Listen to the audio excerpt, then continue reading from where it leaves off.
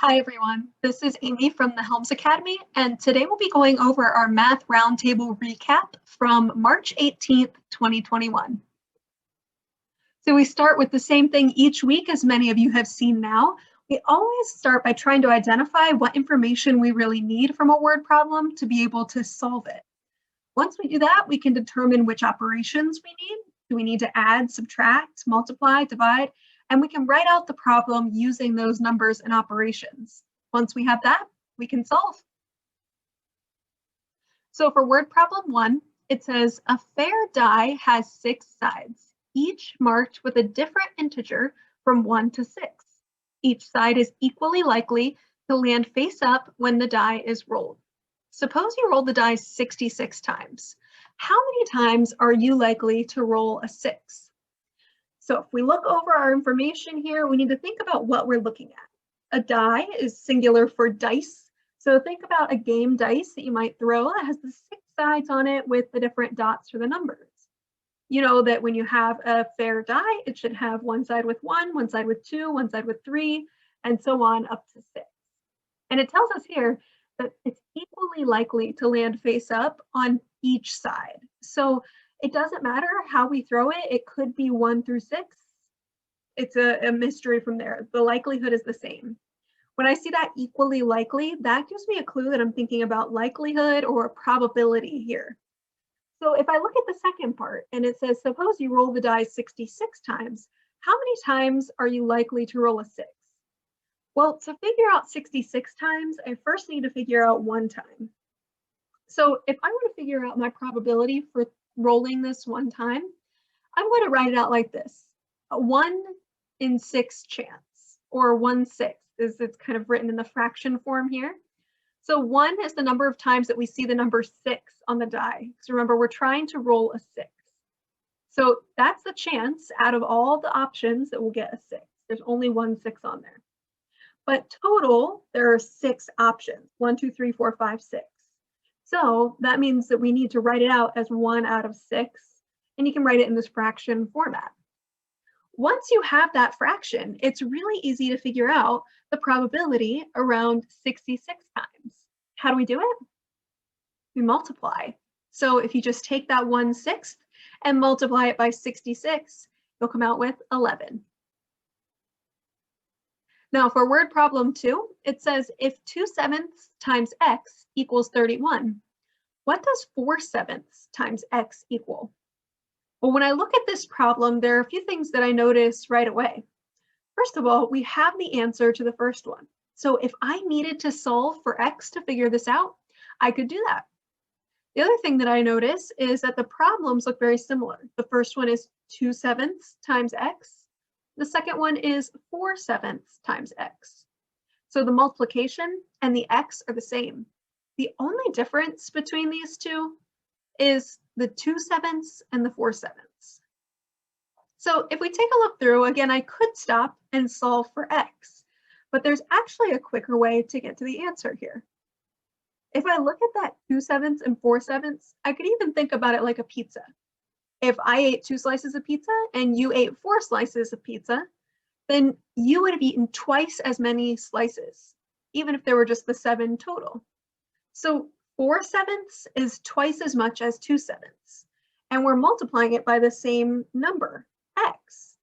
So if I multiply something by twice as much, then that means that my answer is going to be twice as much. So in that case, I can look at that 31, double it, and know that if I multiply it by twice as much, I'm going to get 62. So that is a shortcut way to get through a problem like this. Your alternative, of course, would be to go ahead and solve for x and then plug it into the 4/7 times x, where you would also get 62. For word problem 3, it says Stephen bought a bag of nuts containing 15 almonds, 3 peanuts, 12 cashews, and 10 pistachios. What fraction of the nuts were cashews? Reduce your answer to its lowest terms. So let's start with how many cashews there are. Well, we see up there very clearly that there are 12 cashews. And if we wanted to figure out the total amount of nuts, we could add up 15, 3, 12, and 10 to get 40. So you're probably looking at the answers now and say, perfect, we found our answer, 12 out of 40. But there's one more step. It tells us at the end to reduce your answer to its lowest terms. So if we have 12 out of 40, that's not the lowest terms. Think if there is a number that you could divide both of these numbers by, 12 and 40, that would ultimately get you a lower outcome. So when I look at 12 and 40, I think of 2 right away, but then I want to see if there's any number larger than 2. I know that 12 is divisible by 4, and so is 40. So if I divide those numbers each by 4, 12 divided by 4 is 3, 40 divided by 4 is 10, and that would be the lowest terms for this fraction, 3/10. For word problem 4, it says the hypotenuse of a right triangle is 17 inches. If one of the sides of the triangle is 8 inches long, what is the length of the other side?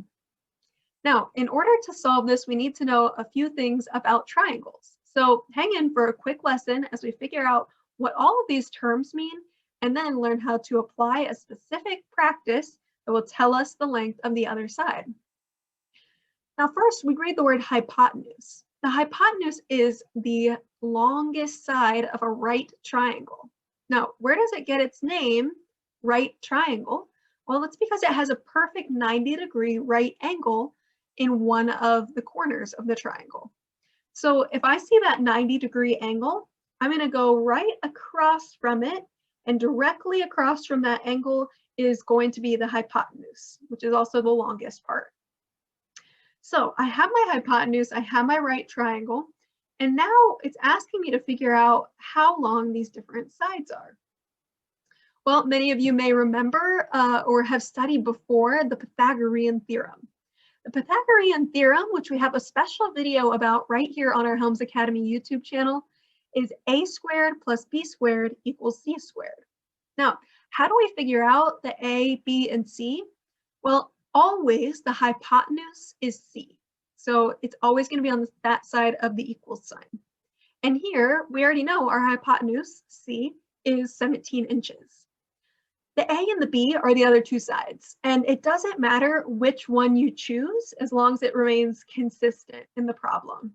So in this case, I said that a, the bottom, is 8 inches, and the other side will be b, which we don't know. So now I just have to plug things in.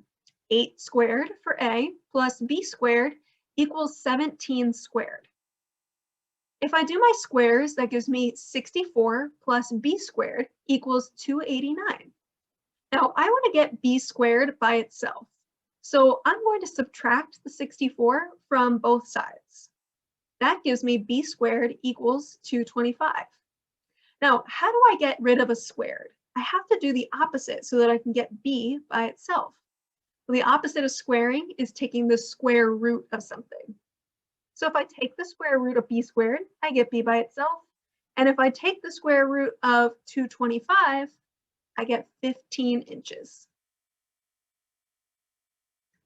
Now, word problem 5 says a candy store sells soda in cone-shaped cups with these dimensions. What volume of soda can each cup hold? Give your answer to the nearest tenths of a cubic inch. So here we can see a cone. You can imagine holding that kind of cone in your hand, maybe from a type of office cup or a snow cone that you had. So you can see we have the diameter and we also have the inches on the image that's given in the height. So what do we need to figure out? We need to figure out the volume. Now, if I see something like volume or something related to geometry, it's a good clue for me to go look at my formula sheet. So today we're going to be using the HiSET formula sheet. We'll take a look. So the pyramid and cone, right? It gives us the volume, which is 1/3 the area of the base times the height. Well, I see we have the height. The 1/3 is already there, but I don't know what the area of the base is. So first thing I need to think about is what is the base of this shape? Well, if you think about if you're holding that cup and you look down at it, it's round, it's a circle. So that means we need to get the area of that circle before we can figure out the volume of the cone. Luckily, that's also on this formula sheet, and we know that the area is pi times radius squared. And I put an extra note there at the top that we can use 3.14 for pi. So the area is 3.14 times the radius squared. Now, what is the radius? Well, diameter is the distance all the way across the circle.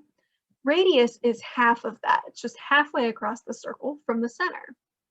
So I see 2.75 inches diameter, so I just need half of that, which is 1.375. So if I put all that together, I do my square first, and then I multiply that by 3.14, and I get about 5.93. It's not a really beautiful number that I get from this problem. So I just rounded it to those last two places. Now, if I take that 5.93, that's now my area of the base. I'm going to plug it in up top. So 1/3 times 5.93 times 6, which is the height, 6 inches. And I put all those together, I get 11.86.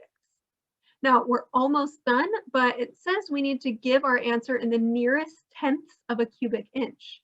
So 8/6, that 6 rounds it up, which takes us to 11.9, or answer B.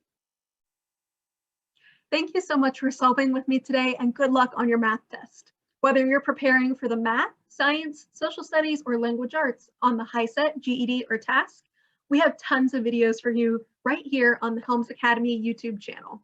You can also check out the Helms Academy on Instagram and Facebook, and on our website at helmsacademy.org.